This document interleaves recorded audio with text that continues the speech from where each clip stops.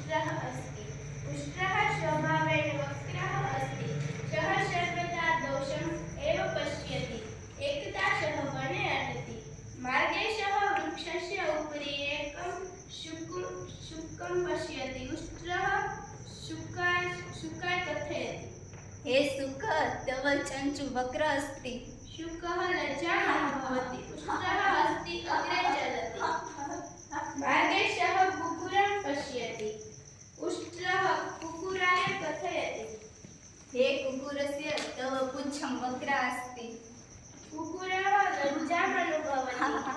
उष्ट्रः अस्ति अग्रे चलति। मार्गे बकः अस्ति। बकः दृष्ट्वा उष्ट्रः वदति, तव ग्रीवा वक्र अस्ति।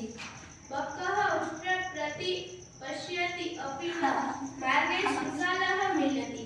शृगालः पृच्छति, उष्टभ्रातः कथमस्ति, स्वास्थ्यं समीचीनं वा?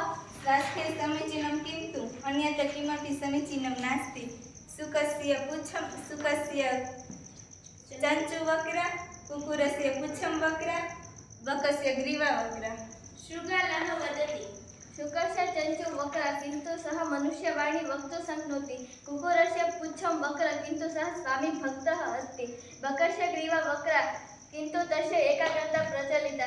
भवतः सर्वाणि अङ्गानि वक्राणि सन्ति, किन्तु भवानः मरुभूम्याः नृपः अस्ति। अपि च तेषां चञ्चोः पुच्छस्य ग्रीवाया च प्रयोजनमस्ति, निरर्थकं नास्ति। अमन्त्रमक्षरं नास्ति, नास्ति मूलमनौषधम्। अयोग्यः पुरुषो नास्ति, योजकस्तत्र दुर्लभः। धन्यवाद।